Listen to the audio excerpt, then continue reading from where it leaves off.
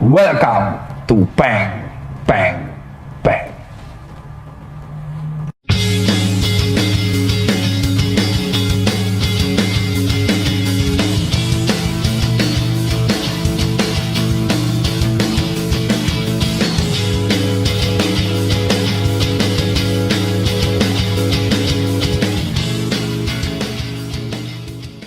Kembali lagi bersama dengan Peng alas Tirta Dr. Tirta. Kali ini kita akan membahas pertanyaan netizen yang di sini. Dok, sekali-sekali bahas begadang, saya pin. Lalu kita akan bahas. Tubuh itu memiliki siklus yang namanya circadian rhythm. Circadian rhythm itu adalah pola yang kayak memori. Kamu tahu kan kayak handphone gini tuh ada memory cardnya, ya kan? Ada memorinya. Tubuh tuh juga punya memori kayak kamu biasa tidur jam 9, nanti tiba-tiba entah gimana tanpa alarm kamu bisa bangun jam 5. That's the meaning of circadian rhythm. Dan tubuh tuh sudah punya namanya body time. Kayak kalau sehari itu harus tidur 7 jam. 7 jam itu digunakan untuk mengganti sel tubuh yang rusak, zat pembawa tubuh protein. Terus mengganti sel-sel kulit, memperbaiki sel-sel tubuh, dan membuat otak itu untuk recovery dan beristirahat. Ya, circadian rhythm itu adalah sebuah pola hidup beda-beda, pola tubuh yang berbeda. Setiap manusia itu butuh tidur. Loh, kalau jaga malam gimana? Makanya kalau habis jaga malam ada yang namanya turun jaga. Jadi dia nggak mungkin jaga malam terus-terusan, yang ada gagal jantung. Ya, musuhnya tuh kayak gitu. Setiap manusia itu butuh tidur, paling nggak 7 jam. Apa akibatnya ketika kamu begadang dan kurang tidur? Ketika kamu begadang dan kurang tidur, akibat yang pertama adalah tubuhmu tidak memiliki waktu untuk recovery yang cukup. Yang berakibat pada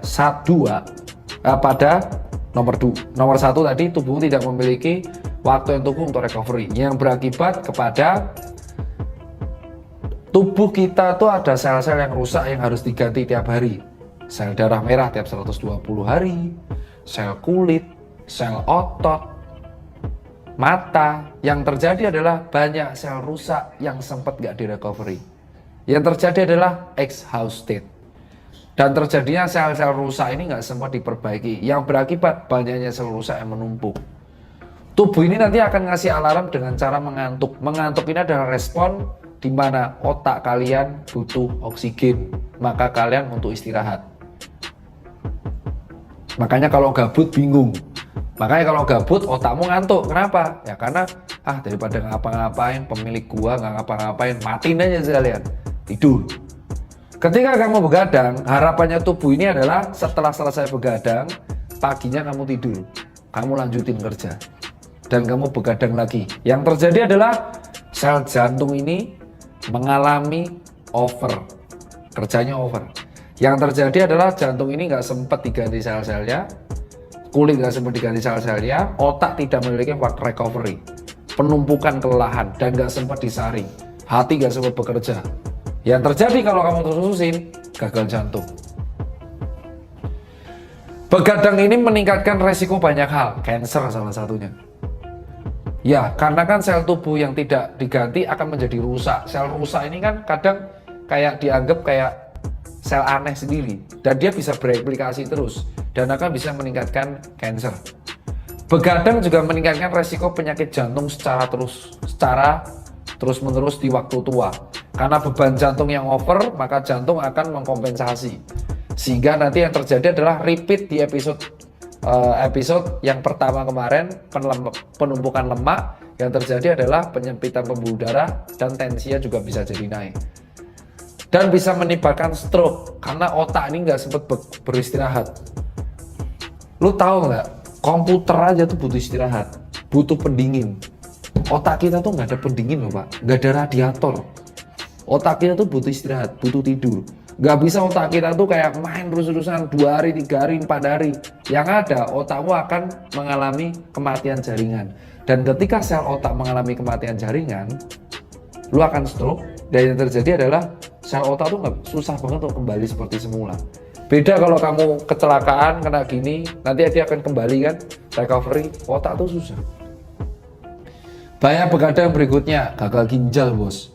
Karena itu sangat terpengaruh sama penyaringan tubuh. Ketika kita tidur, banyak racun-racun atau darah yang kita saring dan nanti akan menjadi urin di pagi hari. Ketika kita masih bangun, ya tubuh nggak bisa ngapa-ngapain. Energi kita difokuskan untuk semuanya.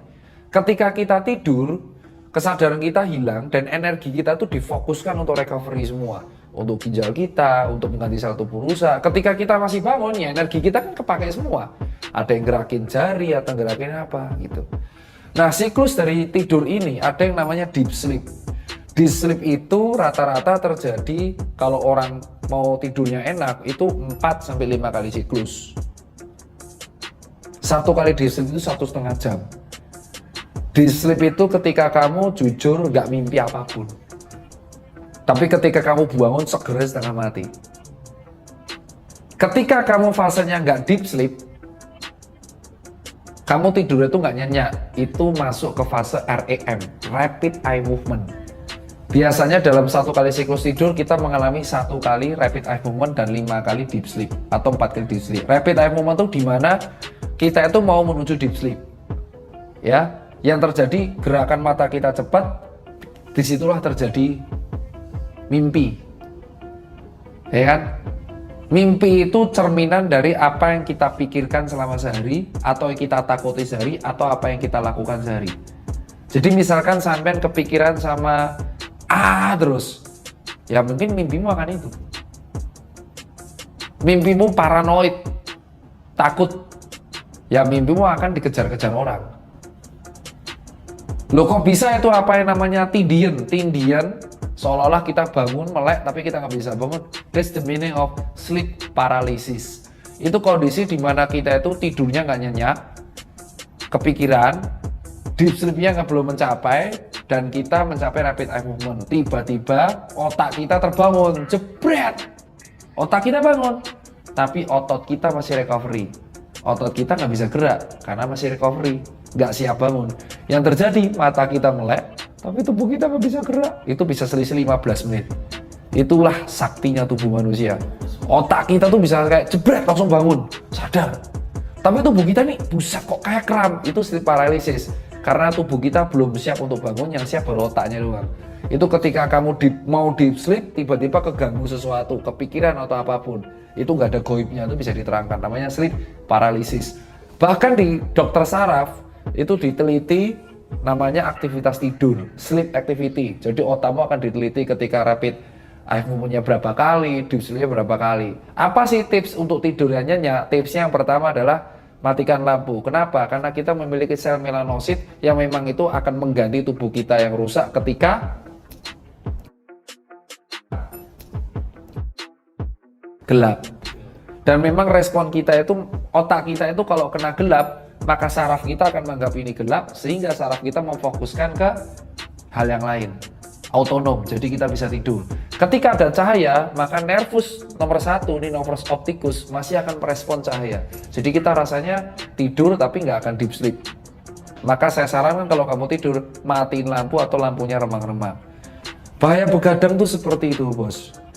Kalau kamu jaga malam, 20 jaga malam itu, kayak dokter nih, kayak satpam, setelah jaga malam kan dikasih turun jaga. Langsung manfaatkan jatah turun jagamu untuk istirahat. Jangan malah untuk bekerja lagi. Mati muda kau nanti. Buat apa kau cari uang terus-terusan tapi kau mati juga karena kesalahan yang kamu buat sendiri. Hati-hati buat kalian yang kaum para begadang. Karena kamu justru akan menabung exhausted di tubuhmu di masa tua nanti. 10-20 tahun lagi. Mungkin di masa muda umur 25 kamu santai aja. Tapi di usia 45 kamu bisa jadi terjadi stroke, gagal jantung, dan kawan-kawannya. Tidur cukup 7 jam per hari. Itu aja pesan dari saya. Thank you buat netizen. Buat kamu yang ingin masih bertanya, tulis pertanyaan di kolom komentarmu. Nanti aku akan bahas tips kesehatannya.